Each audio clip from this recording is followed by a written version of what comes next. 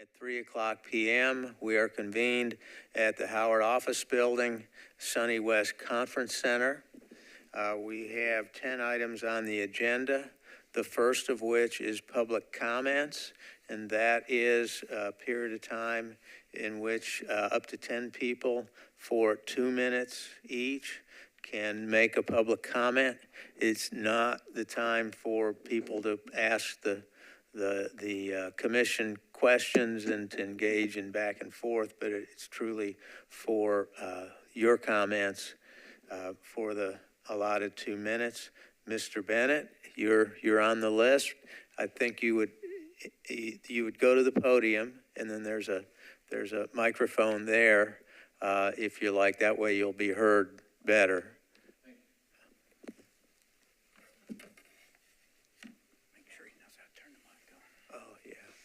There's a button there. If you push it, it should turn red. There you go.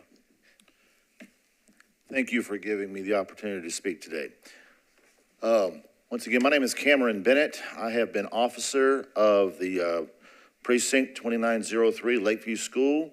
Prior to being officer, I have worked as a poll worker on every position for at least 10 to 15 years prior to being an officer. I take this job seriously. I understand the importance of good working staff and the consequences for not performing on a professional level. My concerns today are what happened to my staff on the election that took place August 4th at Lakeview. Prior to Election Day, I contacted the school, making sure the gymnasium was available, understanding it was slated for demolition. I was told it would be available. No one told me it was demolished. I emailed the commission as a response to reminder of my testing, asking to let me know if the gymnasium will not be available and if we have other accommodations instead. That email was not returned. So I was completely taken by surprise when going to the school and understanding that we were subject to the playroom with no plumbing, no water, no working air conditioning at the moment.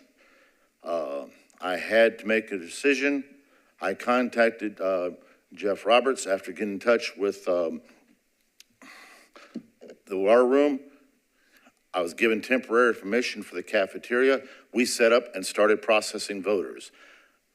I understand we had to move, made a compromise with faculty to use the hallway in between the door and the cafeteria, but a representative of the commission at that time instructed me that I was out of bounds for my decision, and I told the commission I would resign if we had to subject my staff to that playroom, and instead of telling my staff we had to move to it, I quit at that moment and walked out. I have been asked to reconsider my resignation and come back to the commission. I am willing to do this if we can come to an agreement on how to handle problems like this in the future, so we have better communications, because I understand there was already an agreement between the commission and the school, but I was kept out of the loop regarding that. Thank you. Okay. Thank you.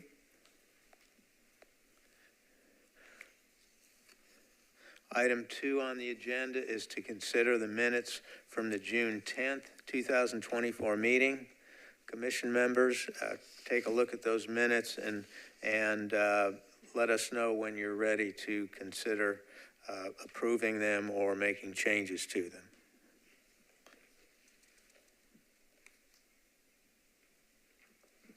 Mr. Chairman? Yes, sir. I'd like to make a motion that we approve the minutes for the June the 10th meeting. Second. We have a motion and we have a second. All in favor say aye. Aye. Any opposition? With no opposition, the motion carries.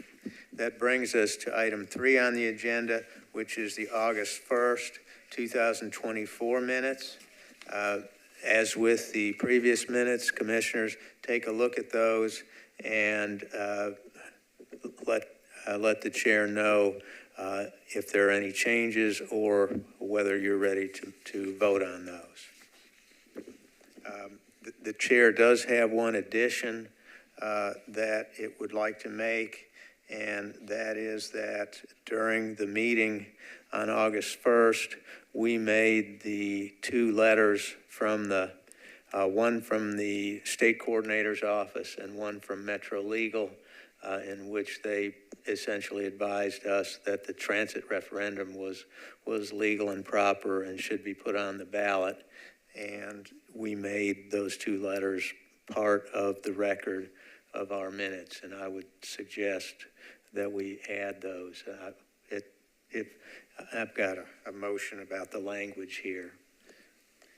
Mr. Chairman, what was the other letter? Metro Legal? Metro Legal and the state coordinator's office both gave us a letter. Mr. Chairman, I'd move to approve those with that noted addition. Okay.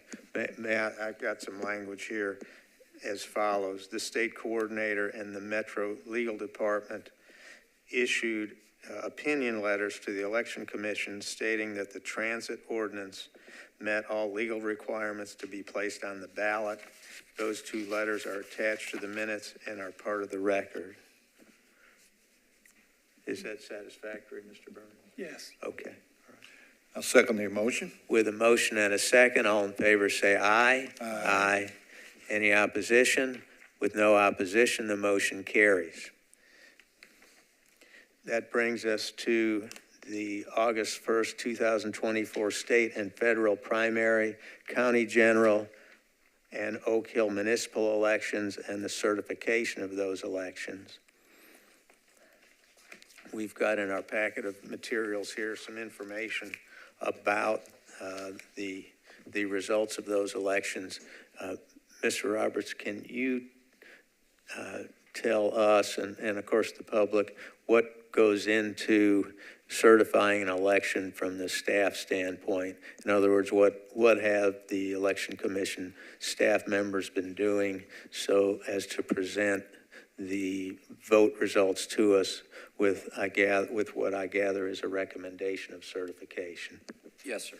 Probably the biggest task is to compare the applications that are generated by the voters, an application to vote, to the actual votes counted. So we spend significant time doing that, and we do that comparison at the precinct level so that we can feel confident that every vote cast was a legal and appropriate vote to be cast. Included in your numbers are additions that have been added since the unofficial results on August 1st. Those include provisional ballots that we open up August 2nd. We researched those with the assistance of the state. Included in your packet is a single page that describes kind of a summary of the provisional ballots that we reviewed, which ones were accepted, which ones were rejected.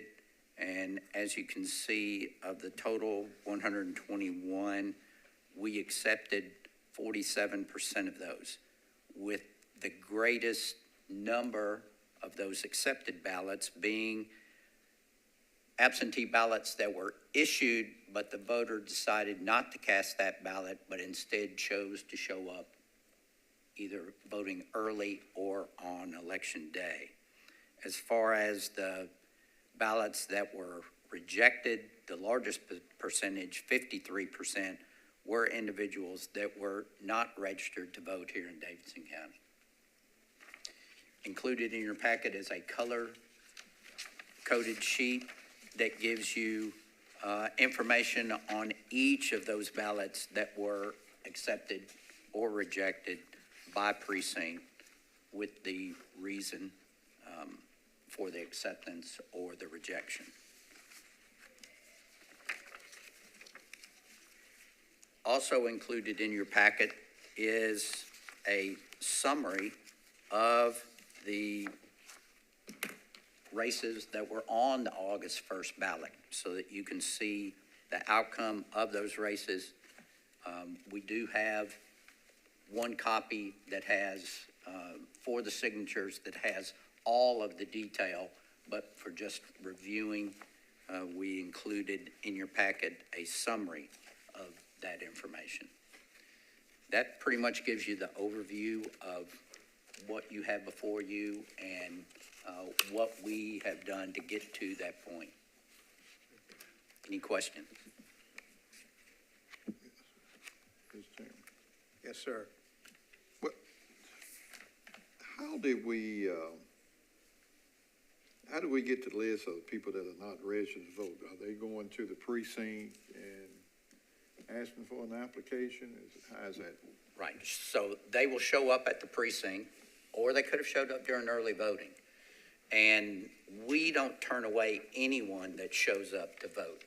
We will let them, if we don't show that you're registered, we will have them cast a provisional ballot where after the election, we go through all of our records again and we touch base with the state to see if maybe one of their applications originated at the Department of Safety, Department of Human Services, Veterans Affairs, Mental Health, DHS, one of those agencies, and it just didn't get to us. They have records, the state does, as to the date that that individual said they wanted to register to vote. So if they started that process timely, the state would instruct us that their ballot would count. Now, if neither us nor the state have anything as far as an application, that person would not be registered in Davidson County. And, you know, the next largest percentage are the people that register after the deadline, but they show up to vote anyway. They vote a provisional ballot. We check to see what date they actually registered on, and if it was after the registration deadline, then their ballot won't count, but they will then be registered for the November election. You know, and I can, you know, we've got a big election coming in November, and that's a large percentage of provisional ballots that we're dealing with, because actually somebody could come up and, you know, maybe not even try to register and just come up there and they do get to cast a provisional ballot. And that's my concern on that. Yes, anyone that shows up to one of our polling locations, they will have an opportunity to vote in either the traditional fashion or through a provisional ballot. No one gets turned away. Okay, and you know what, and I'm glad to hear that, because I know people will always say, well, they turned me away. I didn't get to vote. So this is actually a safety net in a lot of ways. You're correct. The provisional ballot is the ultimate safety net for any individual, and it gives us an opportunity to research their situation to see if maybe we made a mistake. Okay. And if we did make the mistake, we can rectify it with that provisional ballot, and their ballot would count. If they were not an eligible voter, their ballot will be rejected. Okay, thank you. Mr. Chairman, question for Mr. Roberts. The two that were rejected because of felony conviction, were we aware of the felony conviction when they came in, or is this something we found out after the fact, or how does that work? We typically know their felony conviction when they come in, but they still want to exercise that right to come in and vote.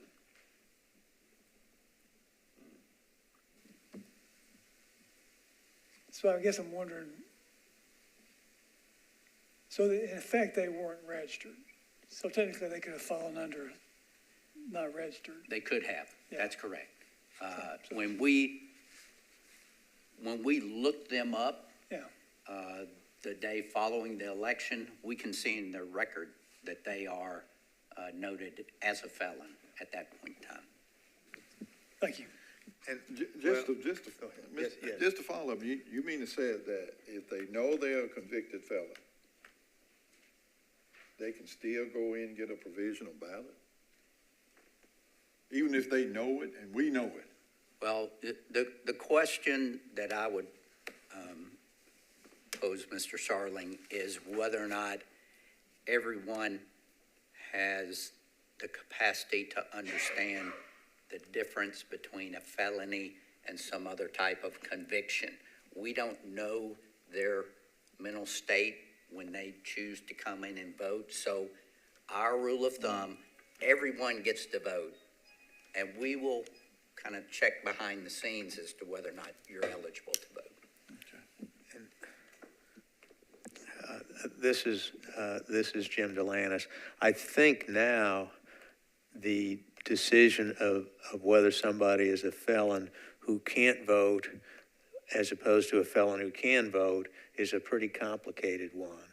So there are plenty of felons out there, depending on the nature of the offense, when they committed it, because there's like 3 or 4 different sets of statutes that apply depending on when you committed your crime, so that it's sometimes not a easy decision to make about whether or not somebody's vote is proper, even if he has been convicted of a felony.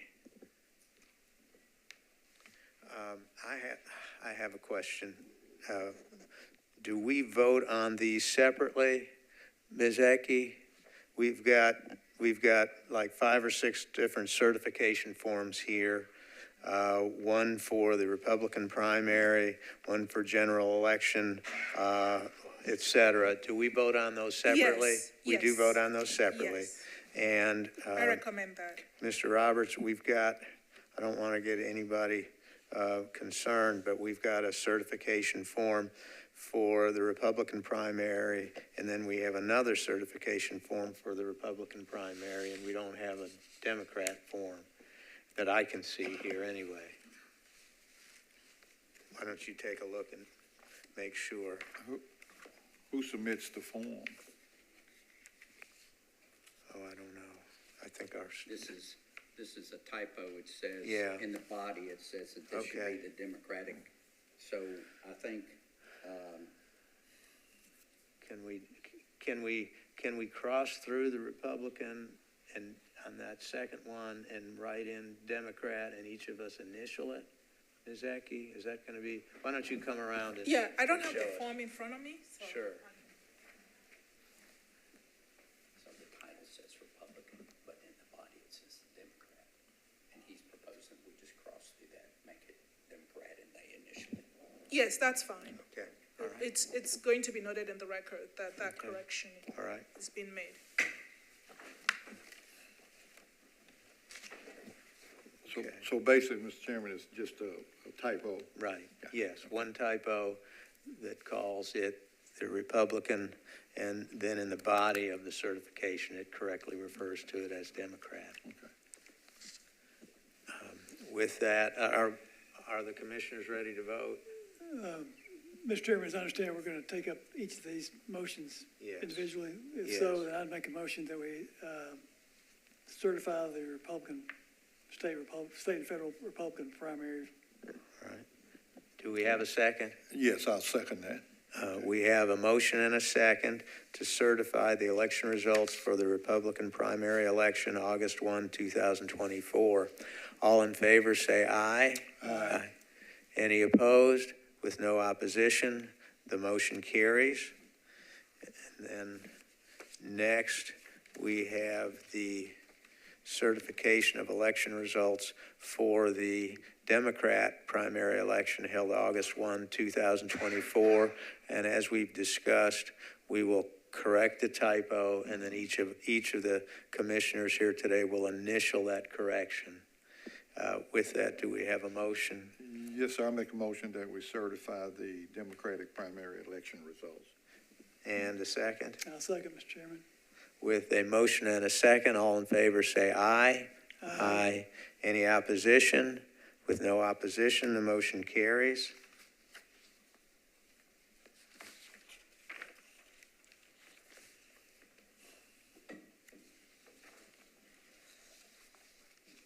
Okay, great.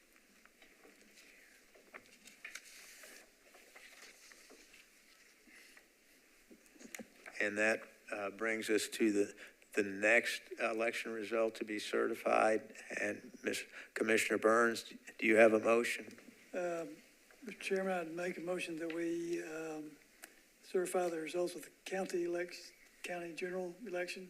Is that the next one in line? I think, is that the one you have in your hands? No, okay, No. I'm sorry. I thought, excuse me, I thought He gave Mr. these to Roberts sign. handed. Yeah, oh, okay, I thought he handed it to you to speed things up here. All right, my fault. This would be the certification of election results for the county general election on August 1, 2024. And I would move to certify those results, Mr. Chairman. And do we have a second? A second, Mr. Chairman. And with a motion and a second, all in favor say aye. Aye. Any opposition? With no opposition, the motion carries. Then next would be consideration of certification of the election results for the state general election on August 1, 2024. Do we have a motion as to that? Mr. Chairman, I make a motion that we certify the state and federal general elections. All right, we have a motion. Do we have a second? Second. With a motion by Commissioner Starling and a second by Commissioner Burns. All in favor say aye. Aye. Any opposition? With no opposition, the motion carries. That brings us to the, okay, right. That brings us to the certification of election results for the state judicial retention election on August 1, 2024. And on this one, we will also change the heading in the result to make it consistent in state certification of a state judicial retention election on August 1, 2024, and each of us initial that change. And with that, do we have a motion? I make a motion, Mr. Chairman. We have a motion by Commissioner Starling. Do we have a second? Second. We have the motion and the second by Commissioner Burns. All in favor say aye. Aye. Any opposition? With no opposition, the motion carries.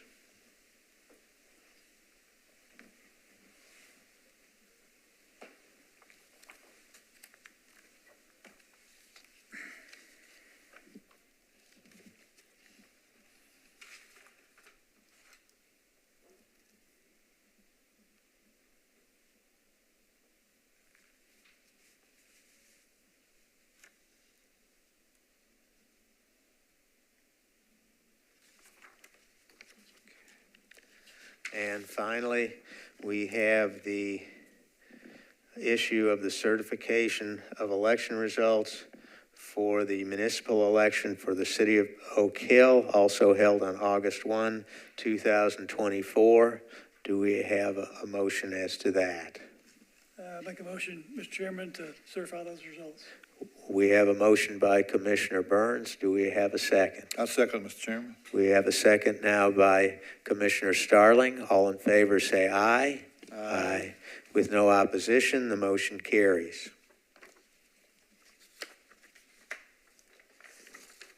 And next in our packets is the early voting schedule, which is item 6 on the agenda, and that would be to consider the early voting schedule for the November 5th, 2024 elections.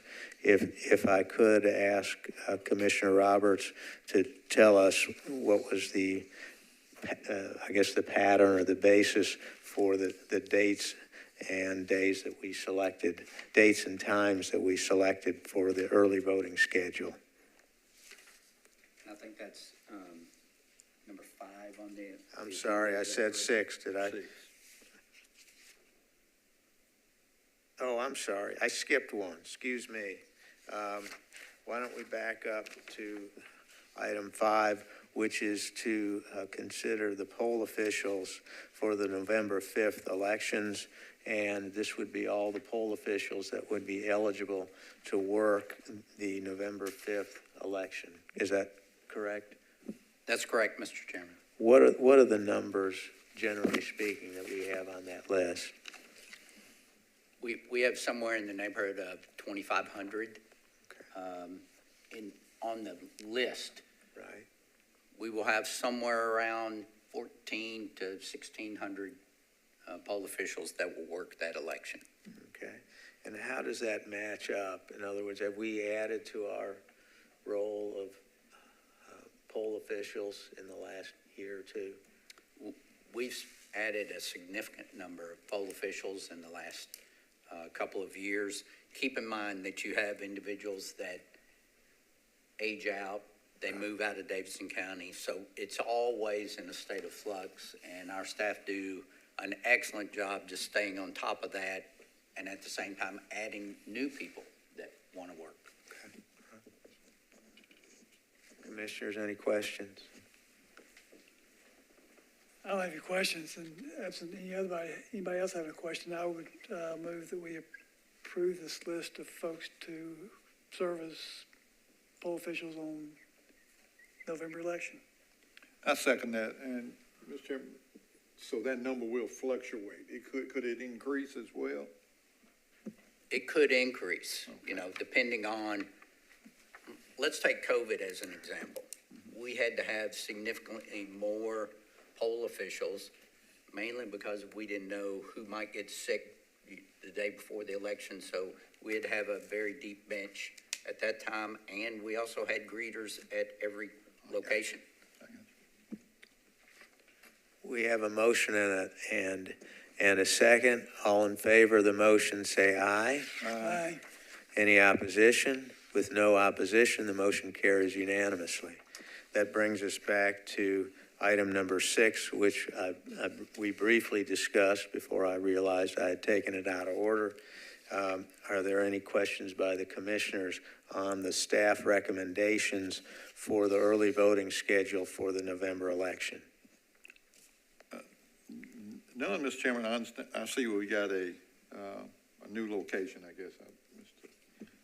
You're correct, Mr. Starling. We do have a new location that we think will be a very good location for Davidson County. It's at the Lentz Public Health Center.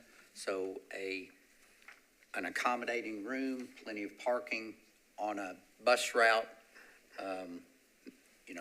very visible from a main thoroughfare. We think it'll be a good location for early voting. Yeah. Mr. Chairman, just a question, Mr. Roberts. I think it's a great idea. I'm glad that's working out. Is it totally new, or is it replacing some other location? This is for presidential elections. In the past, we have used Friendship Church. Mm-hmm. Friendship Baptist Church. We looked at the location that was serving, and Lentz provided some more benefits. It was more on a main drag and bus route and those kind of things. So we thought this would be a good location, and it's in a metro facility. Great. It sounds like a good move. Thank you, Mr. Roberts.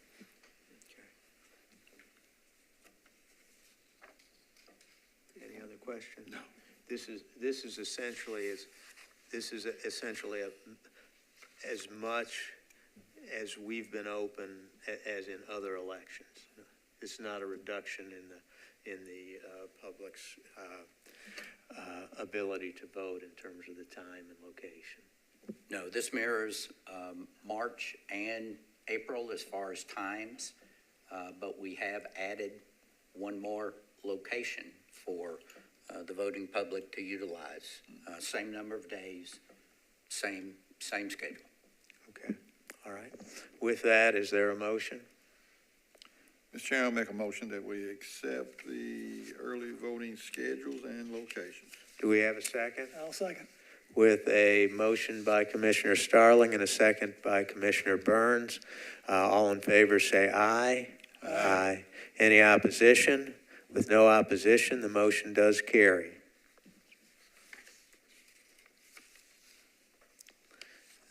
Item 7 is to schedule our meeting to consider certification of the November 5th elections, and the suggested date by the staff is November 22nd at 3 o'clock, right where we are now. Mr. Roberts, can you explain to us the selection of that date and time? Mr. Chairman, that date allows us to follow Sumner County in approving or certifying their results for the city of Goodlettsville, since we are split in the voting public for that location, but we're considered the host, so we have to let Sumner County certify first, and then we certify after them. And we have confirmed that this room is available and it can be video streamed. So that's the date we're recommending. All right. Any questions from the commissioners about that? No. All right. Do we have a motion then to set the meeting on November 22nd, 2024 at 3 o'clock p.m. at the Sonny West Conference Center, Howard Office Building, in order to consider certification of the November 5th election? Mr. Chairman, I make a motion that we confirm or set the dates for November 22nd for our certification meeting. Is there a second to that motion? I'll second that, Mr. Chairman. With a motion by Commissioner Starling and a second by Commissioner Burns. All in favor say aye. Aye. Any opposition? With no opposition, the motion carries. That brings us to the AOE report. Mr. Roberts, do you have a report for us? Mr. Chairman, a short report today. We are deep into preparing for November, as you can imagine. Big election. We are trying to get poll officials set. We're getting our supplies ordered and prepared. One item that I will be reaching out to you to discuss will be exactly where we want to identify the scanners that will be audited for the November election. The statute says we have to do it after the polls close. We're recommending that night, just because that gives us the maximum amount of time before you have to certify to get the audit in place and everything checked out. But I'll be reaching out to make sure that everyone's comfortable with the location that we think would be best for everyone. Any questions by the commissioners? All right, and the staff is reminding us that we have a meeting on September 3rd, 2024 at 3 o'clock. It's, I think, already been set in a meeting. And is that to review the results of the audit? No. What is it? The audit, I should have mentioned that when you were certifying. We reviewed the 5 precinct scanners, the 1 scanner from the early voting site, and we matched 100% with both the results from Election Day and when we did the audit. So Davidson County came out well in the audit. Is there going to be a report that is sent to the state and to the commission to look at and ask questions if deemed necessary by the commissioners? We can put a report together and share that with you. I think the state is expecting us to send that to them fairly quickly. Right. I mean, outside of telling you that we matched 100%, Right. there wouldn't be a lot more I could share. Yeah, I don't think we want a separate report, but we may want to see a copy of the report that's submitted to the state. We can do that, no problem. Okay, and is that something we can take up on September 3rd? We can take it up whenever you would like to, Mr. Chairman. I think it would probably be best if it was not on the agenda, given some concept that you would be voting on that, but it could be part of the AOE report just to share information that we have shared with the state. All right, okay, that's good. Commissioners, is there anything further? No, sir. No? All right, that brings us to item 10, and Ms. Hertzfeld is not here, so somebody's going to have to make this motion. I have the distinguished honor to offer for adjournment, Mr. Chairman. All right, we have a motion. Do we have a second? I have a second. With a motion and a second, all in favor say aye. Aye. Aye. No, with no opposition, the motion carries. Thank you.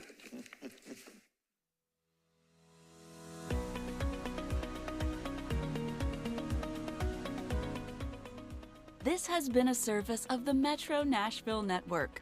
If you would like to see this presentation again, or for more information on this and other programs, visit nashville.gov.